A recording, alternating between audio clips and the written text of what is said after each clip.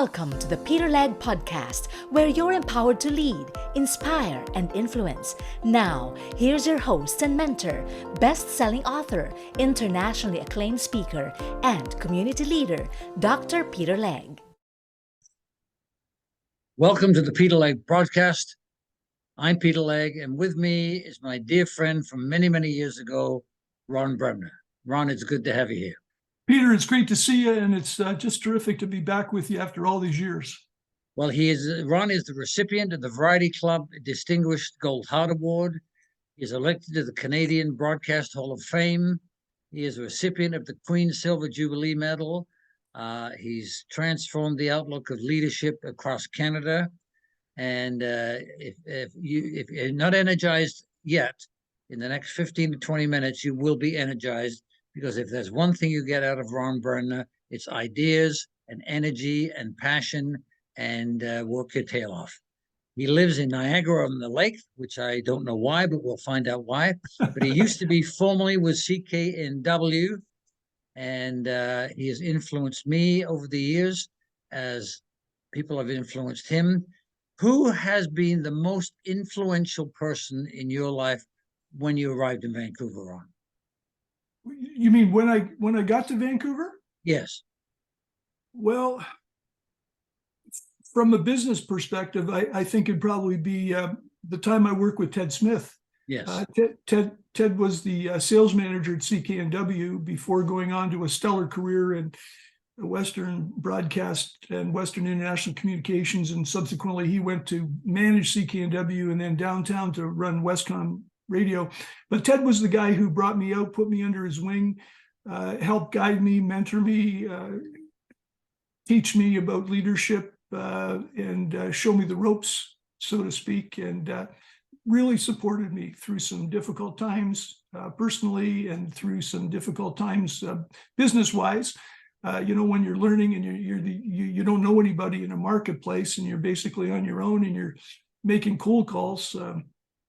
And I used to make a lot of cold calls. I'd leave my briefcase in the car one day a month and just take a section of Vancouver and walk up and down the street, knocking on doors, talking to people, leave all my information in the car and just try to perfect my pitch and get really comfortable talking about the station, talking about the features, talking about everybody that we had on the air and all the packages that we have. So Ted was terrific. He encouraged me. He didn't put boundaries around you and tell you to do this and tell you. He just kind of guided you and let you learn by making mistakes, by trying things, but inspired me because he had a terrific way of thinking and of meeting people and of really helping cement that thing that I knew in my head and my heart, but sometimes you don't see, which is,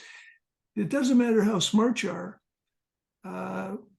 If you can't build relationships and you can't build trust with people, you're not going to go too far in sales because they buy you long before they buy your product. And if they're not buying you, they're not going to buy what you're selling. Were you a good salesman at the Mighty 98, which was in New Westminster on the corner there? Well, I was pretty good. I wasn't ever the top guy, but the top guy was Jack Braverman. And when you've got Babe Ruth sitting two seats behind you, you're not going to go too far. Those were the days when a guy like Jack was making probably in the 1980s, probably $350,000 on 10% commission. And boy, that's a lot of money back then. Okay. And Jack had all the big accounts. He had McDonald's, he had Safeway. Jack was a legend. Jack was a guy that if the client kept him waiting for 5 minutes, Jack would knock on the door, open the door and say to the guy, "You don't think I do this for a living, do you?" So, but to answer your initial question, Ted Smith would have to be the guy that would get the nod on that particular aspect. So what was your position at CKNW? Did you ever move from sales to management? Well, from sales, I moved to sales manager. And then from sales manager, I moved to general manager and then president of CKNW.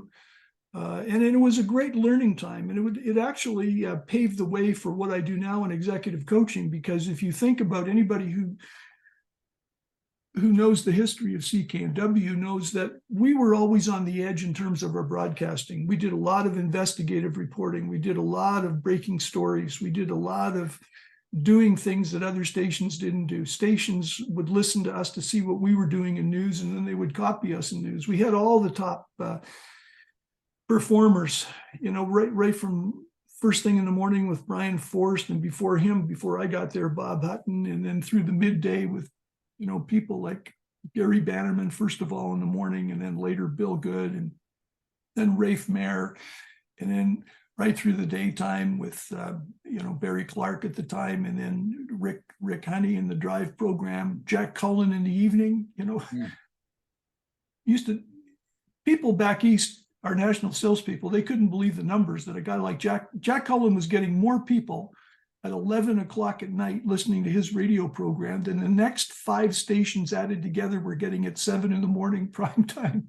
So we had an arsenal of top people, but with those top people, from a management standpoint, it was such a learning experience, because that kind of talent requires a lot of looking after. And Peter, better than anybody with your experience in the radio and TV industry in Vancouver, all the idiosyncrasies that come with all that talent, all the problems that come with that talent, all the personal things that come with that kind of talent. So you're learning all the time. There isn't a day goes by that there isn't some kind of crisis. They didn't call it the Mighty 98 for no reason at all. Because no, that's right, the top dog, right? Top dog. Wasn't that at the very beginnings when they were on Columbia Street in New Westminster that they began to call themselves the top dog? Yeah, that's right. Bill Ray, who was a gentleman who came up from the States, from Santa Barbara, California, actually, and he was the guy. It was a genius if you think about it, because the station was 35 miles outside of the city, outside of the downtown Vancouver area. There were no other cities, metropolitan cities as big as Vancouver, who had the number one station in the market that was 25, 30 miles outside of the downtown area of the city. So we were an anomaly. But what he did was build a station that really kept in touch with the public. They were out all the time. They were broadcasting in the community. They had programs where they were going to dances, and they were going to every kind of event you can imagine. And then they brought along somebody like Bill Hughes with the roving Mike, who did his program from the bus station. I mean, when you told people back east who would look at the ratings and they'd say at 20 to 9 in the morning weekdays, why does it jump up to 90,000? You'd say, well, we've got a special program called Roving Mike. But what is it? It's a guy who goes on a bus and interviews tourists. And they look at you, no, seriously, what is the program? I said, really? It's a guy. That is the program. It's a guy who goes on a bus and interviews tourists. And they look at you like, you can't be true. But, we had programming for everybody. We had programming that was entertaining, it was informative, it was on top of what was going on in the market. We were relevant. And there was a great phrase, and you'll remember it as soon as I tell you, but for a number of years we had a little catchphrase, which was NW98, the one you turn to, okay? The station you turn to for news, for information, for weather, for what you need to know and when you need to know it. And it was just such a great kick to work at a station like that, because there was always something that was going on. There was always something that you were doing special, whether it was down at the pier one day a year, raising money for the Orphans Fund, selling $500,000 worth of herring, and the whole staff is out there with buckets of herring that stink, for 3 days. You can't get the smell out of your boots and stuff. But, and just the fact that the Orphans Fund alone, look, the kind of contribution that made in Vancouver and surrounding area with, people and kids that had tough times and not an easy situation, and the things that we did. And it was in our DNA. It was, when you went to work at CKNW, you understood you weren't there just to make a buck. You were there to make a difference in the lives of the community, and a difference in what was going on around you. And it was, everybody had to pull on the rope. Everybody had to contribute. Everybody had to be a part of it. There was no exceptions. You'd go down to the docks, and if you're selling fish, or you'd go to playland with the kids, that we would bring down all these kids, who had difficulties, physical disabilities, and et cetera. And we put them on the rides all day for free, and everything. Everybody participated. Frank Griffiths would be there, the owner, the presidents of all divisions. Everybody would be there. So it was a great place to work. I remember I worked at the CKNW on Columbia Street in New Westminster Right. for a period of time. And the very first day on the job, the sales manager said to me, "Don't show up for work, go out to the P&E, because we've got all these orphans and you want to see what is the heart of this radio station." And so that's where he sent me out there to the P&E, just to meet these people, but to get a feel of what was really behind the passion of CKNW. Yeah. And to be honest with you, I never saw another station like it. There were others that did a lot. And this is not to say that there weren't a lot of stations out there who were terrific in the community, because, there's so many of them. But I never saw a station that did so many things on so many occasions for so many people. It just was amazing. And to be in a position where 15, 20 years later, people were coming up and thanking you because they had a special day that the station was behind when they were a kid, and they never forgot it. Or a box of food arrived at their front door for Christmas that made their Christmas. Really a terrific feeling to be part of something that not only is a very, very successful business and a very successful venture, but a very, very vital cog in the hearts and minds of the people in the community. Well, tell us a little about Ron Bremner today, living in Ontario and working down by the lake, which is beautiful, part of it anyway. What are you now doing? What are you up to today? What occupies your great talent and keeps you motivated? Well, for the last 15 to 20 years, most of my time and my efforts have been focused on executive coaching.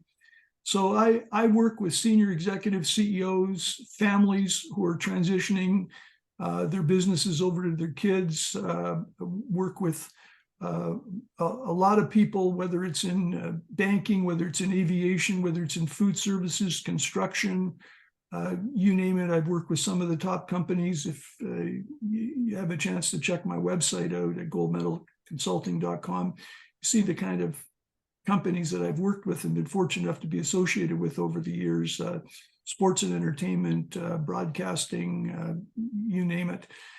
And really helping senior executives and owners be the best they can be, trying to help them with strategic planning, trying to help them with communication, trying to help them build better teams, trying to help them about their own personal leadership, and trying to help them and take the speed bumps out of the way for them. And basically what I do and what I try to be for my clients is a safe harbor where they can go to with the problems and the challenges they've got and talk about them without fear of recrimination. I'm not after their job, so they can open up to me and tell me what's going on in their heart and their head and what's bothering them. I have very successful men and women who will come to me and say, we've built this terrifically huge and vital company, and we're ready to step back, and our kids aren't ready to do what we need them to do? Can you help get them ready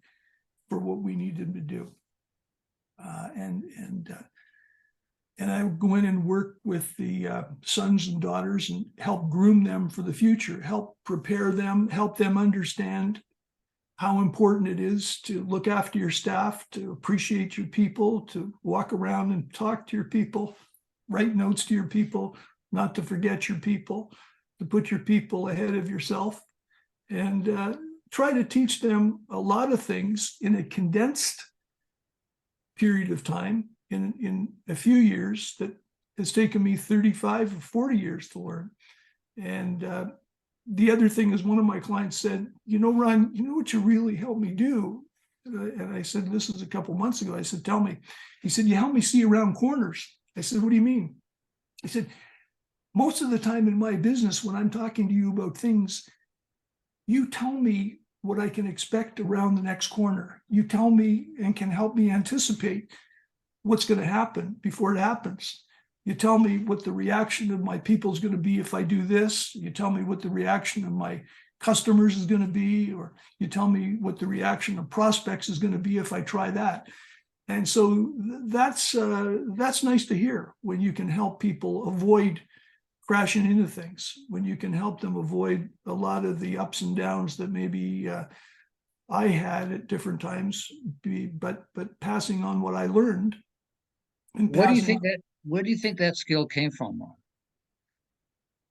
Well, I'm not sure if it's a skill or whether it's just the fact that, if you do something enough times and you watch it, hopefully you're going to learn, and hopefully you're going to take something in and understand what you are watching and what you're seeing.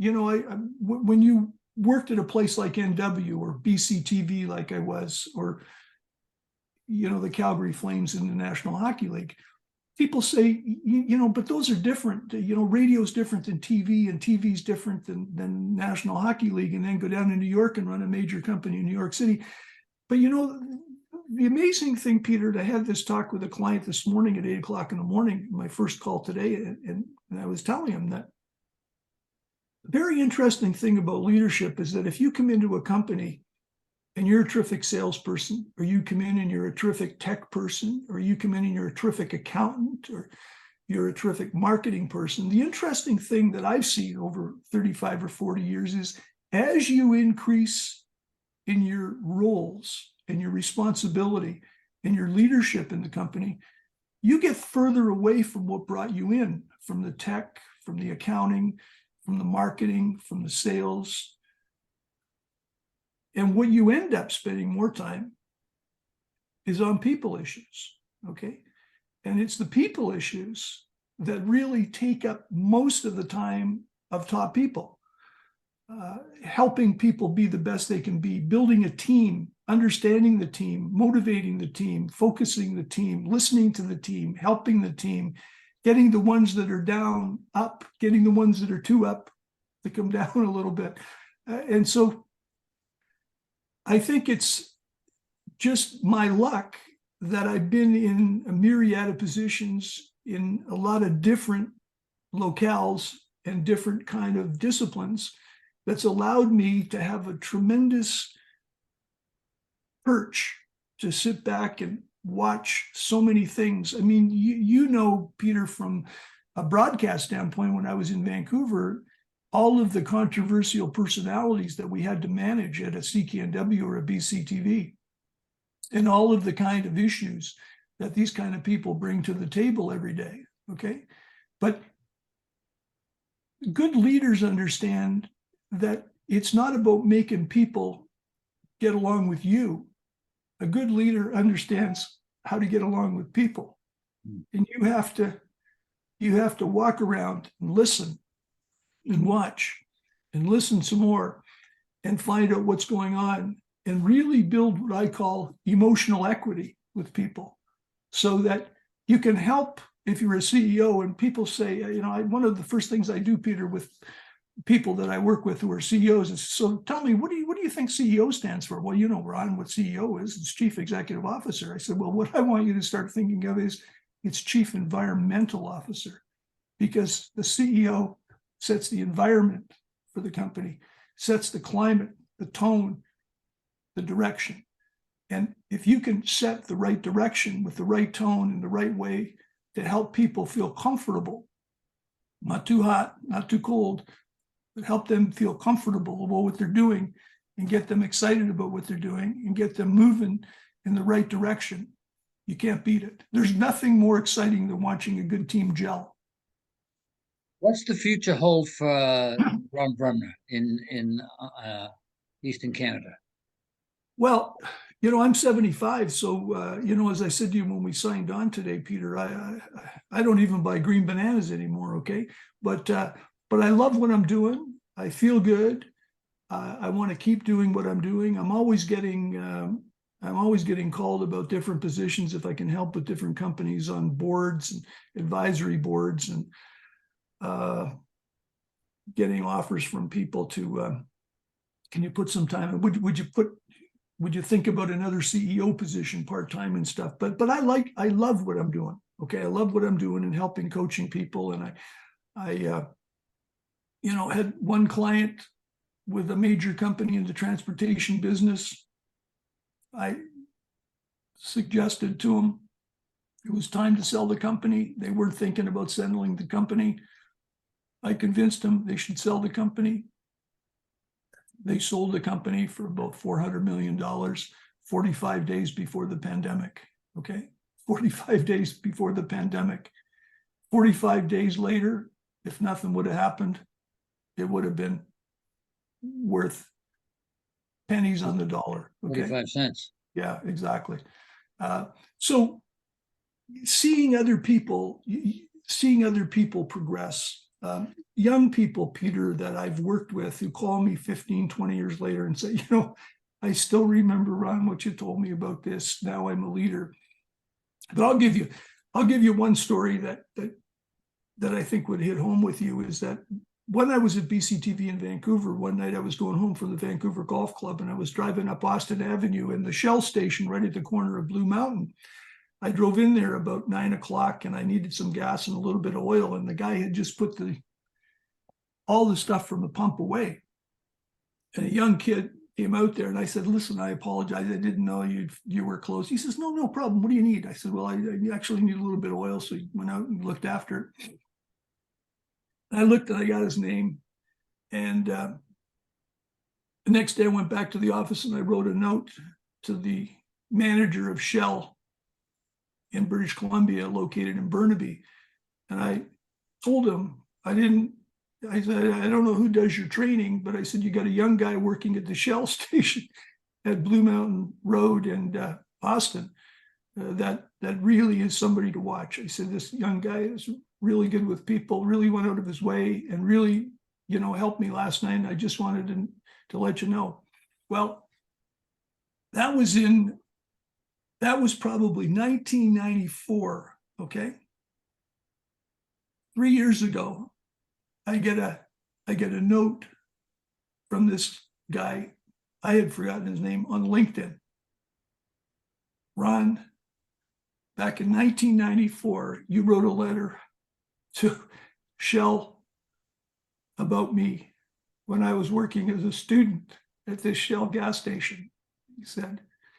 And I want you to know, he said, that I keep that letter in a box with all my important documents, my mortgage, with my will, with everything. And I'm now general manager at Finning Tractor in Vancouver, with people under me, like numbers you can't believe. And he said, I always look at that letter and tell people, it's amazing what you can do to inspire people just by taking a little bit of time. So hopefully through my work and through associations and people, and I can keep doing this.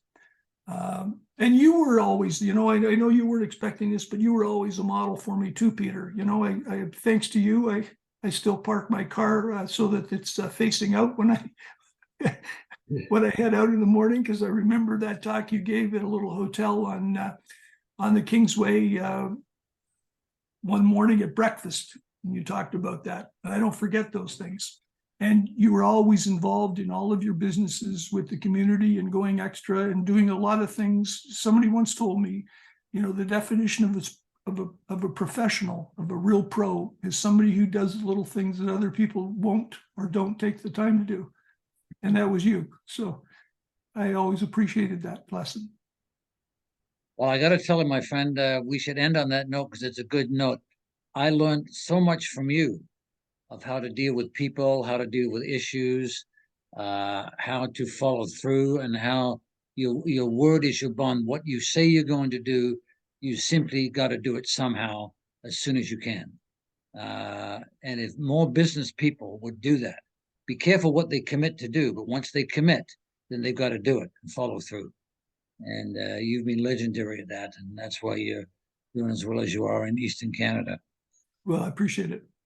I don't think this hour has been long enough, but it's been terrific. I've learned so much more from you, and I appreciate it very much, Ron. And maybe next time I'm in Ontario, maybe we can meet halfway and have a lunch or a dinner or something like that. That'd be great. It would always be good to sit down with you. I've got your books, that I refer to many times through the year. Believe me, Peter. The stories about your dad, Bernie, that are legendary, and some of the great stories that you have in the books about, I have a dream, and understanding how important it is to dream and how important it is to just think about what you want to be, and look at pictures that are going to remind you of where you want to go. You want a new house, put that picture up right beside where you shave every morning. So I look forward to it. I hope we can get together, and you got to come down to Niagara on the lake, because it's just like Napa.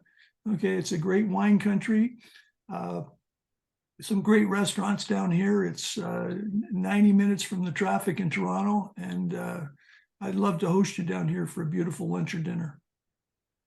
Well, thank you, my friend. I appreciate this very much. And next time you're out in Vancouver, let's make sure we do that as well, if I don't get to Toronto before.